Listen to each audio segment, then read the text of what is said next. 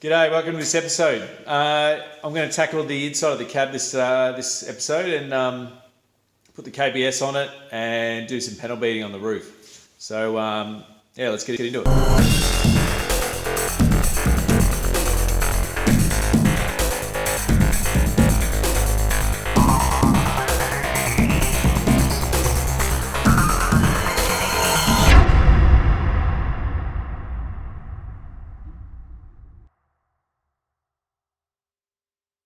Before I start painting and prepping the inside of the cab, I just need to do a couple of things to, I don't know if I'll show you quickly. All right, so you can see the roof line has got dints in it, and they're not exactly small. So when I stripped this, that was all just body filler, whacked it in, but you can see it's quite bad. And there's a few little ones along the door line here as well. So I'd like to try and fix them, and I don't want to just fill them up with bogs. So basically this is caused, as you probably know, by people stacking stuff in the old days, putting timber on the roof without a roll bar. Just resting on the roof, because these were cheap cars, and why not? Like, they're all workhorses, and you need to get a job done, and that's how you did it. So you can tell by the dents in the back of the tailgate and the wheel guards that this had been used quite extensively, and the roof's a good indication of that as well. So I've got a couple of ideas of how I'm going to do it, and I'll show you now. Okay, so basically I'm going to use two methods to try and hammer that out. And the first way was going to be, some kind of metal protruding implement that you can slide underneath that roof cavity there, and then sort of push it up. Obviously you can get proper, dint repair toolkits which have really long arms, and they come down and they have a little lever, and you can, get down amongst tight spots and get it out. Tie lever is poor man's way of doing it. But I've found out that inside that roof cavity, it actually folds down before you can't get access to the actual top layer. There's another layer, and it comes down for reinforcing at the back of the roof, where the back windscreen is. So that method is out. So the only alternative I've really got is to hammer it out, and I've used this tool before with the door. Yeah, so the second method is a slide hammer, and you just usually you use this with the little tack. It's just a little yellow gun that you can see them on eBay, about $500. But you just pop a little nail, tack a little nail on there, and then you can use the slide hammer to clamp onto the end of it, and that allows you to bring up some low points where you can't get access from behind. So this, once again, poor man's version. Didn't want to shell out $500, so got this for $20 off eBay. So it's like a 8-pound.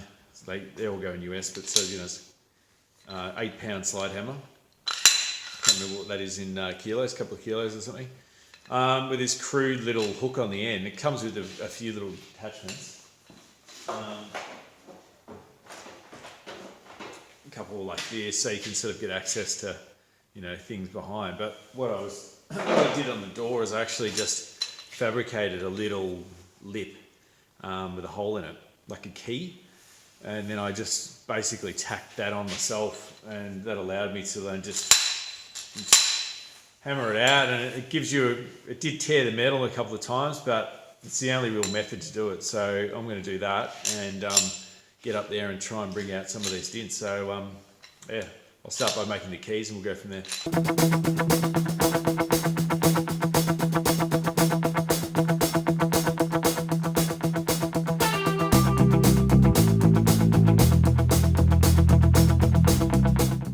Alright, so I've rolled the ute over on its side to make it easier. Going to just mark out the sections that I'm going to pull out with a hammer. I'll start by marking it, and we'll go from there. Okay, as you can see, I've just run some texture over those marks, and there's 1, 2, 3, 4, 5, 6, 7, 8, 9, 10. So a fair bit to pull out. They're only quite shallow. You can see, when you pass it along here, Sort of see it. You can definitely see those ones. Just done a dotted line there just because that one's not as severe as the others. So yeah, so anyway, now that I can visually see where they are, I'll start making my pieces of, or my keys that I'll tack on, and we'll go from there.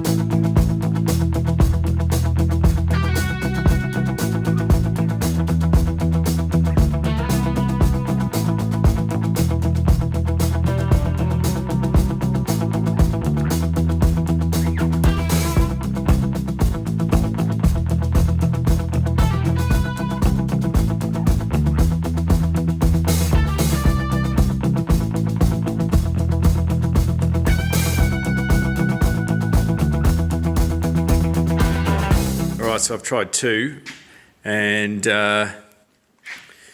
look, it's not pretty, but I've got rid of that.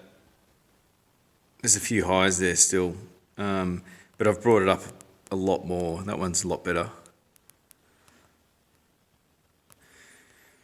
You can see where I've had to go there, and there. So I brought those up, so they're sitting a bit higher. So there's a couple of lows, but like I could go back and try and pop them out, but really all I wanted to do is just try and reduce the amount of filler that's going in there. And at the moment, some of those are almost sitting a bit too high, but there's minimal skim of filler to even that out. So I reckon it's going to be enough. I did the slapping method there and a file just to knock the tops off, and a lot of the professional guys will probably look at that and cringe. But look, I'm not running a fabrication shop or anything, so this is just my documentation on what I'm doing for this ute. So yeah, I'm pretty happy with that. That's pretty much even now. So as I said, skim and body filler, fix that. I'm actually going to move on to prepping the cab now because I'll get back to these. So I want to get this cab painted today, and I'm happy with that technique. So move on to the cab, and then I'll revisit those at a later stage. All right, it's the next morning, and yesterday I pretty much went through the whole cab again and just got all the little bits of seam seal that I'd missed, all bits of flaky rust. I scotched got a scouring pad over the back of the rear tray wall, which was a new panel, so I just wanted to scour that up so it holds the paint. And now I'm just going to do the usual cleaning method. I'll run over it with some metho first just to clean everything, and then the rust converter deox it. And then once that's treated, we'll give it a final prep. And then, yeah, start taping up for paint.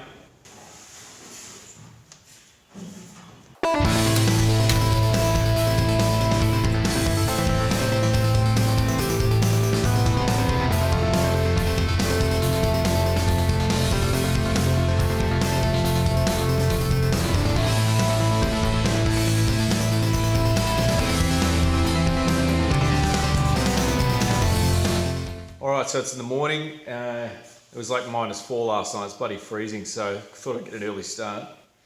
I've cleaned up all the deoxid and cleaned it up with some metho, and she's as clean as it's going to get. And now I'm just going to start taping it up, tape the doors up. I've suspended the doors with these little ocky straps here. Yeah, tape it up, tape the doors up, tape the windows, anything gapped, and then I'll just hit it with the spray gun from each side, and then job done. So here we go.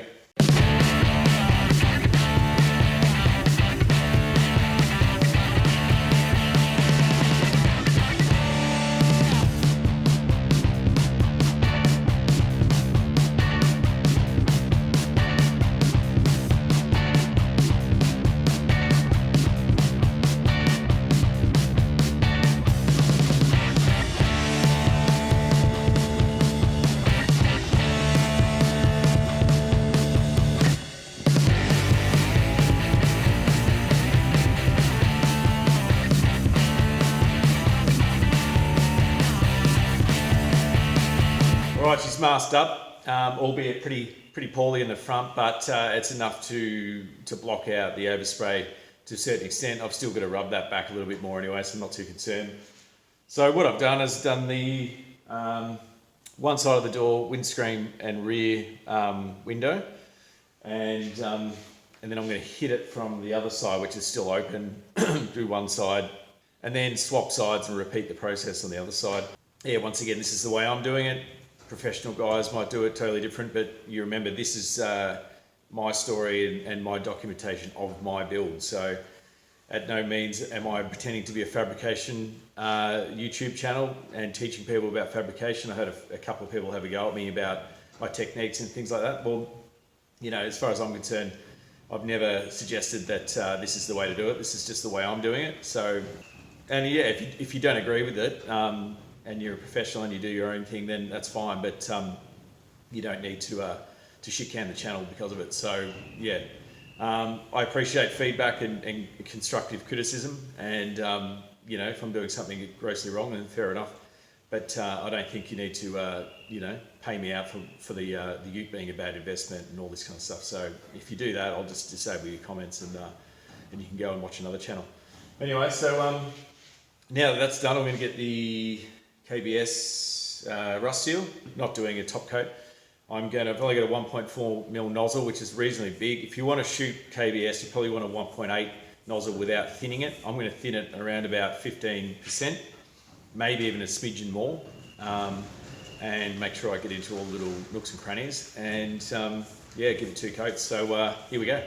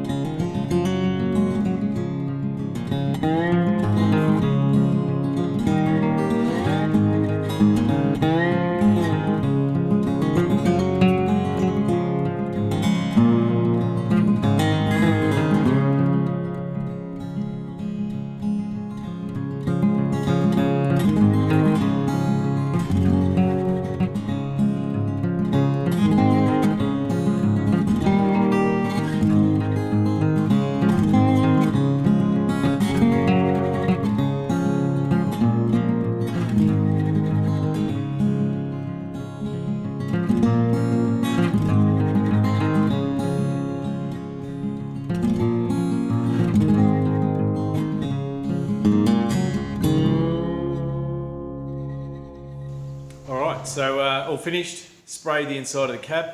Look, it could have been cleaner. There's a couple of little areas that I can see that are fizzing a bit, which usually means, you know, it's got a little bit of grease or moisture under there. Yeah, but I'm not overly concerned. I think I'll just assess how it settles, and then I might run over the sections that I miss with the paintbrush and just get in there and tidy a few things up. Obviously, this is going to have Dynamat and, you know, Sikaflex and all this kind of stuff to sort of go over the top of this, and purely just a protective layer. It doesn't have to look showroom at all, so it's just protection. Happy with that. So I can officially sign the cab off for now, and move on to the next stage, which will be prepping.